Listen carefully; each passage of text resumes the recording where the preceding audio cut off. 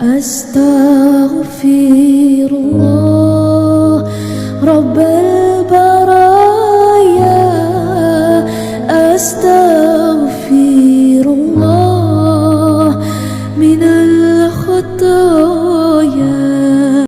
Totalitas percaya pasti terwujud bil ijabah, pasti diwujudkan sama Allah Subhanahu wa ta'ala.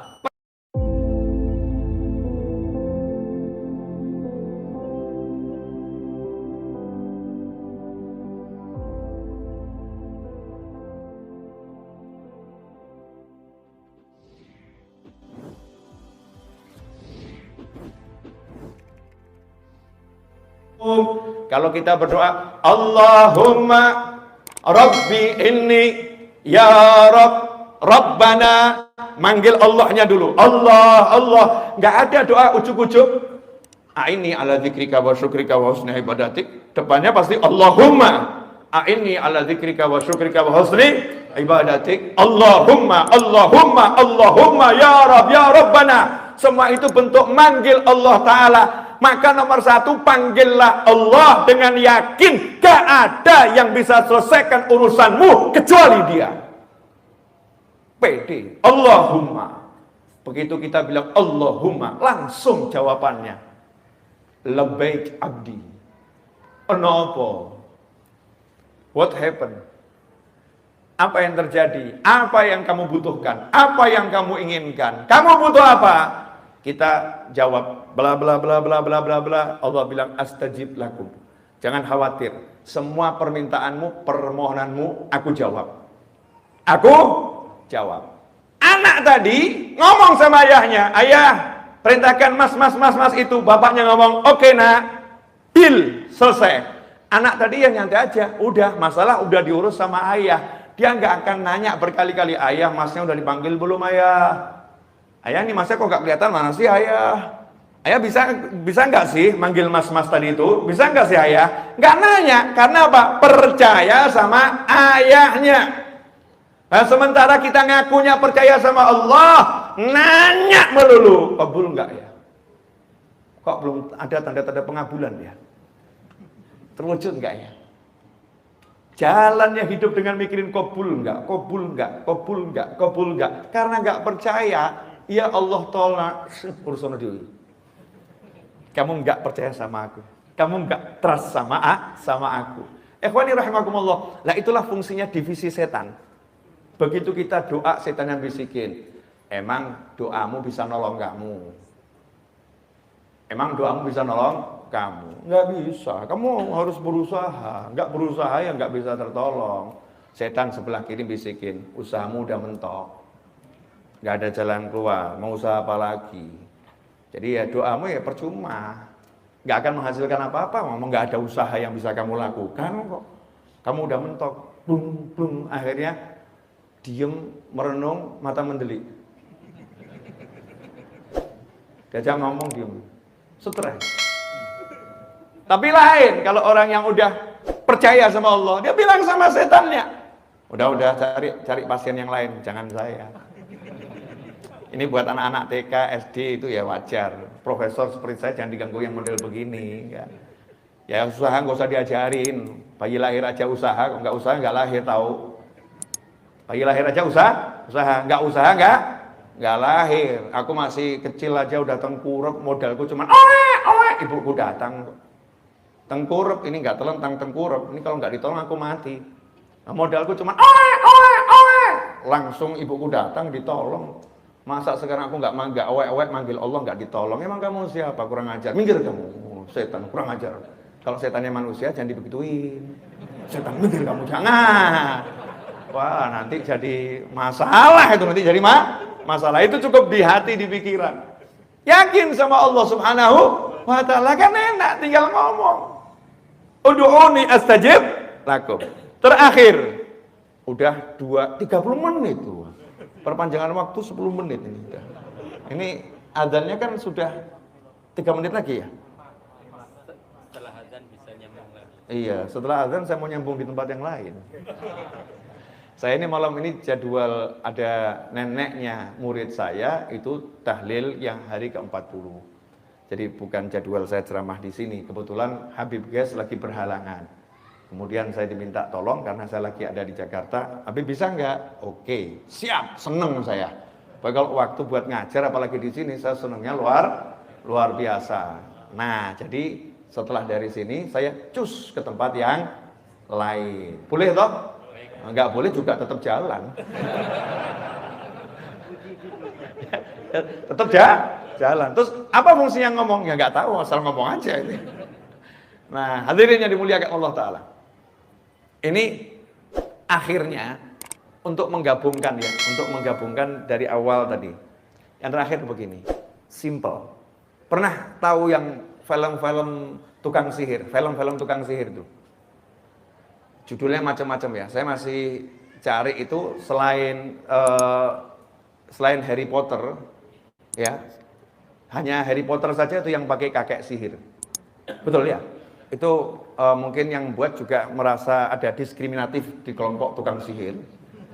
Ya, kaum lelaki merasa diremehkan gitu ya. Masa lelaki kalah sihirnya sama perempuan? Mungkin loh ya, muncul Harry Potter. Karena dari dulu tuh ya nggak ada judulnya kakek sihir, yang ada selalu nenek sihir.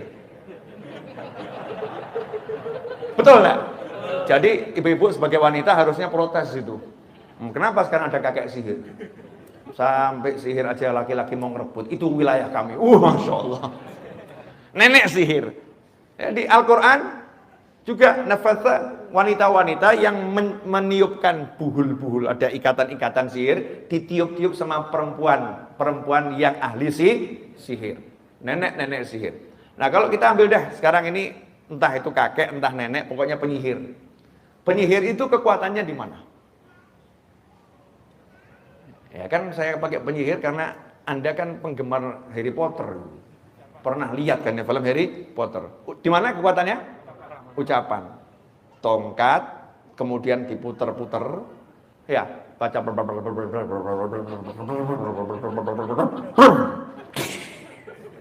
Betul? Nah, pertanyaan saya, sekedar ucapan kemudian bisa jadi? Enggak. Ternyata ucapan harus dengan konsentrasi, percaya kalau ucapan itu akan membuahkan hasil. Betul? Kodok, bus jadi kodok. Kaget. Jadi percaya pada ucapan. Ucapannya ada, percayanya ada.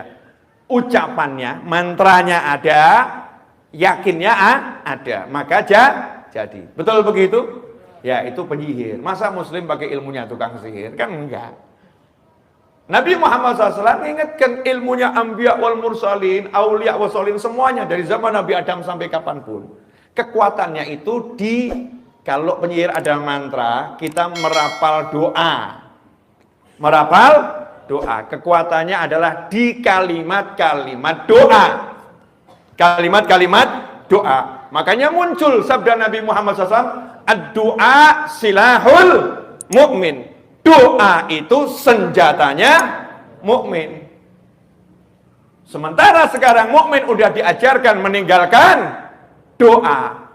Kalau mukmin udah meninggalkan doa, maka kekuatannya mukmin akan runtuh. Maka seharusnya yang kita munculkan sekarang percaya pada kekuatan doa. Karena Rasul bersabda, ud'ullah, kama qala sallallahu, berdoalah kepada Allah wa antum, sementara kalian mustaiqinun, percaya 100%, totalitas percaya pasti terwujud bil ijabah, pasti diwujudkan sama Allah Subhanahu wa taala. Percaya doanya qabul, itu syarat orang yang berdoa. Nah kalau udah doa pesimis, kabul enggak ya? Seperti penyihir yang belajar nyihir, mantranya hafal tapi enggak jadi-jadi ya. Kenapa? Kurang percaya saja. Kamu kasih percaya sedikit, jadi percaya. Nah, kalau kita mau hasil semua yang kita minta sama Allah Ta'ala, Allah cuma minta kita satu, trust me, percayai aku. Maka minta dengan yakin, dengan percaya, Allah Maha Kuasa untuk mewujudkan apapun keinginanmu. Kalau jawabannya lah, tapi saya kan nggak mampu, tapi saya kan nggak bisa, tapi saya kan, ya memang orang doa itu judulnya karena aku bodoh, karena aku lemah, karena aku nggak punya, karena aku, dan engkau maha kaya, engkau maha pandai, engkau maha bisa, engkau maha, makanya aku minta sama engkau ya Allah, kan begitu. Jadi kalau dikembalikan, kan kamu begitu, ya memang karena saya begini, makanya saya minta sama Allah. Kan kamu banyak dosa, makanya saya minta sama Allah, karena Allah nggak memandang dosanya orang yang meminta. Orang tuh minta nggak disyaratkan, ud'uni, mintalah kepadaku, panggil aku, kalau kamu baik baru aku kabulkan. Nggak ono. Ud'uni astajib lakum, bala syarat, nggak ada syaratnya. Nggak ada syaratnya. Kita saja yang introspeksi, kenapa ya kok doanya belum wujud segera?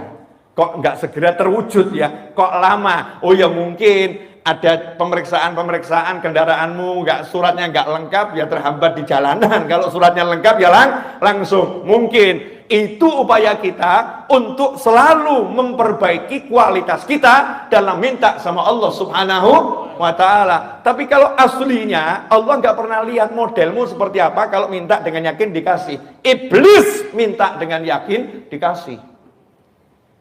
Ya, kan iblis minta, ya Allah, tolong tunda penyiksaanku sampai hari kebangkitan, gitu kan ya? Tunda penyiksaanku selama-lamanya, jangan disiksa aku. Sama Allah dikasih batas waktu maklum, dengan waktu yang tertentu sampai hari kebangkitan saja. Tapi intinya iblis minta dikasih sama Allah. Padahal iblis baru saja unjuk kesombongan, baru maksiat yang terbesar, sombong pada Allah Ta'ala, minta dikasih. Dosa kita ini paling apa toh paling? Ya insya Allah kan dosanya nggak sombong sama Allah kan, nggak toh ya. Paling-paling lihat perempuan yang cantik jadi suka lihat yang laki-laki. Paling kan dosanya model-model begitu. Yang ibu-ibu lihat aktor Korea kok ganteng seneng gitu kan ya. Itu dosa bu, ya. Paling kan dosanya model-model begitu. Nggak sampai yang begitu-begitu gitu ya. Nggak sampai begitu. Ya insya Allah kalau kita angkat tangan betul yakin sama Allah, minta sama Allah ya beres. Masalahnya yakin atau tidak. Jadi masalah hidupmu dan hidupku dan hidup kita semua simple sebetulnya. Perbaiki yakinmu, beres urusanmu. Perbaiki yakinmu, beres urusanmu. Dan anehnya, ya sama perusahaan yang menjanjikan gaji di akhir bulan kamu percaya, sama Allah yang sudah menjanjikan engkau berdoa pasti aku wujudkan, kenapa enggak percaya? Sama itu loh, kalau pesan online tuh ya, pesan online entah itu food apa gitu ya, kalau sudah pesan kemudian diklik, kemudian sudah siap dihantarkan, ya sudah siap dihantarkan, driver sedang mengantarkan pesananmu, ya engkau kan ya nyantai nunggu di rumah toh, nggak ngecek terus setiap 1 menit dicek kan tidak ya, nanti kalau udah datang kan ya datang. Kalau pesan kepada aplikasi online pesan barang pengirimannya next day, ya kita ya juga yakin kalau udah dikirim ya besok sampai, nggak tiap detik ngecek sampai atau tidak. Kenapa kita pesen sama Allah Ta'ala kok nggak percaya pasti sampai?